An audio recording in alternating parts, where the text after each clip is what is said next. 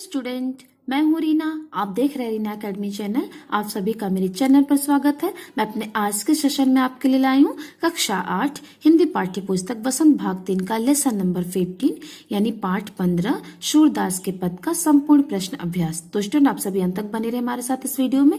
इस वीडियो के अंत तक आपको इस पाठ से संबंधित संपूर्ण प्रश्न अभ्यास करवाए जाएंगे। तो आइए इसमें देख लेते। सबसे पहला प्रश्न है पदों से। बालक श्री कृष्ण किस लोभ के कारण दूध पीने के लिए तैयार हुए? तो इस प्रश्न का हमारा उत्तर होगा बालक श्री कृष्ण बाल बढ़ने के लोभ से दूध पीने के लिए तैयार हुए। तो ये होगा हमारे इस प्रश्न का उत्तर। नेक्स्ट प्रश्न है हमारा प्रश्न नंबर 2। श्री कृष्ण अपनी चोटी के विषय में क्या क्या सोच रहे थे? इस प्रश्न का उत्तर होगा हमारा बालक श्री कृष्ण अपनी चोटी के विषय में सोच रहे हैं कि मुझे दूध पीते बहुत समय हो गया है और मैं रोज बालों को साफ करवाता हूँ, चोटी बनवाता हूँ, लेकिन मेरी चोटी अभी भी छोटी है। ये होगा हमारे इस प्रश्न का उत्तर। नेक्स्ट प्रश्न हमारा प्रश्न नंबर 3। दूध की तुलना में श्री कृष्ण कौन से खाद्य पदार्थ को अधिक पसंद करते हैं? इसका उत्तर होगा हमारा दूध की तुलना में श्री कृष्ण को मक्खन रोटी अधिक पसंद था। ये होगा इस प्रश्न का उत्तर। नेक्स्ट प्रश्न है हमारा प्रश्न नंबर 4।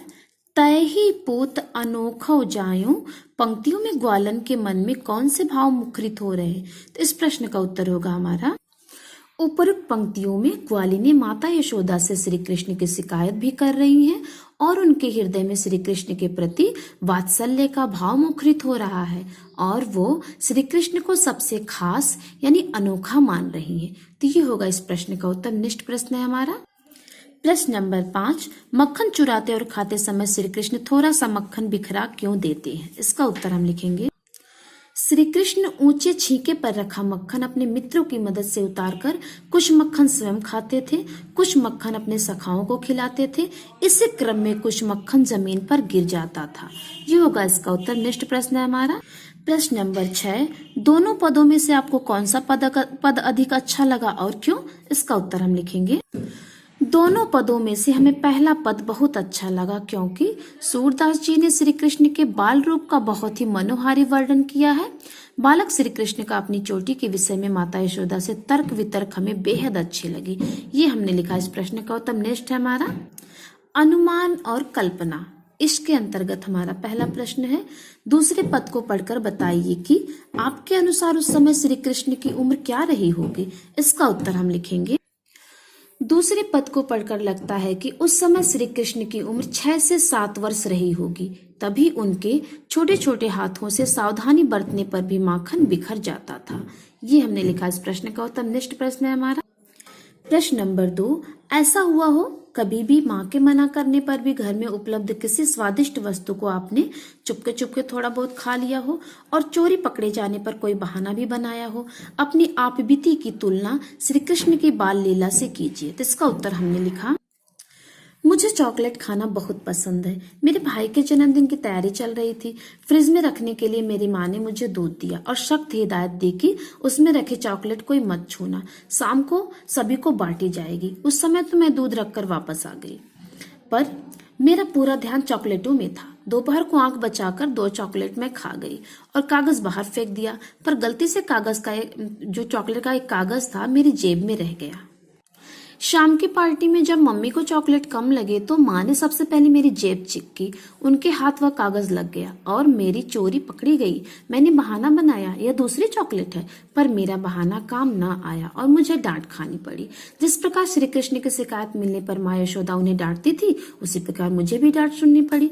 तो इस प्रश्न का उत्तर मैंने अपने तरीके से लिखा है। अगर आपको यहाँ पे अपने साथ किसी घटना के बारे में इसमें जिक्र करना है तो आप अपने हिसाब से इस प्रश्न का उत्तर लिख सकते हैं। अब आगे इसमें अनुमान और कल्पना से तीसरा प्रश्न है किसी ऐसी घटना के विषय में लिखिए जब किसी ने आपकी शिकायत की हो और फिर आपके किसी अभिभावक जैसे माता पिता, बड़ा भाई बहन इत्यादि ने आपसे उत्तर मांगा हो।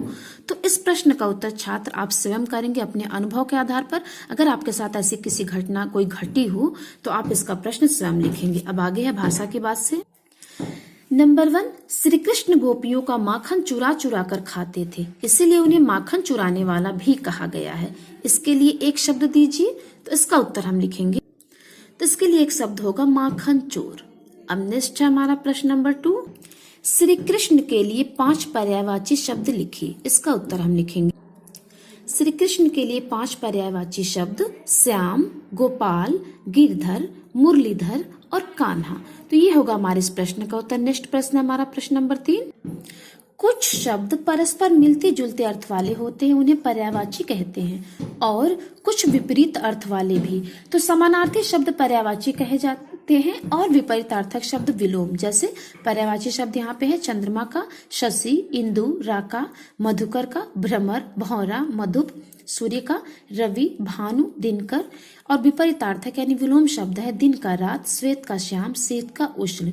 तो पाठों से दोनों प्रकार के शब्दों को खोज कर लिखिए। अर्थात स्टूडेंट हमें अपने इस पाठ से जो हमारा सूरदास के पद है इसमें से हमको पर्यायवाची यानी समानार्थी शब्द और विपरीतार्थक यानी विलोम शब्दों को ढूंढ के लिखना है। तो आइए हम इसको लिखते हैं। तो यहाँ पे मैंने अपने पाठ से पर्यायवाची शब्द ढूंढा है दूध। दूध का पर्यायवाची शब्द होगा पय, क्षीर, दुग्ध, पीयूष। अब हमने शब्द लिया पूत। पूत से पर्यायवाची शब्द बनेगा पुत्र, सूत, तनय, आत्मज, बेटा। नेक्स्ट हमारा शब्द मंदिर, यानी जहाँ पे मंदिर का अर्थ यहाँ पे घर है, तो इसका पर्यायवाची शब्द होगा घर, गेह, आलय, निकेतन। मैया शब्द हमने लिया अपने पाठ से, तो इसका पर्यायवाची होगा माता, जननी, माँ, जन्मदात्री। नेक्स्ट शब्द हमारा हरि। हरि का पर्यायवाची होगा प्रभु, परमात्मा, ईश्वर, नारायण, ईश। नेक्स्ट हमारा शब्द दिवस। दिवस का पर्यायवाची होगा वार, दिन, दिवा। नेक्स्ट शब्द हमारा भूई। भूई का पर्यायवाची होगा पृथ्वी, भू, भूमि, जमीन, वसुधा, अवनी। नेक्स्ट शब्द है हमारा सखा। सखा से पर्यायवाची शब्द बनेगा मित्र, मीत, सहचर, दोस्त। अब नेक्स्ट शब्द है हमारा अनोखा। अनोखा से पर्यायवाची शब्द बनेगा अद्भुत, विचित्र, अपूर्व, निराला, अनूठा। नेक्स्ट शब्द है हमारा सोना। सोना से पर्यायवाची शब्द बनेगा निर्जन, सुनसान और विजन। अब ये हो गए हमारे संपूर्ण पर्यायवाची शब्द। अब हम इसके विपरीतार्थक और विलोम शब्दों को देख लेते हैं जो हमने पाठ से छांटा है। तो यहाँ पे हमने पाठ से शब्द लिया बढ़ेगी। बढ़ेगी का विलोम होगा घटेगी। लांबी। लांबी का विलोम शब्द होगा छोटी।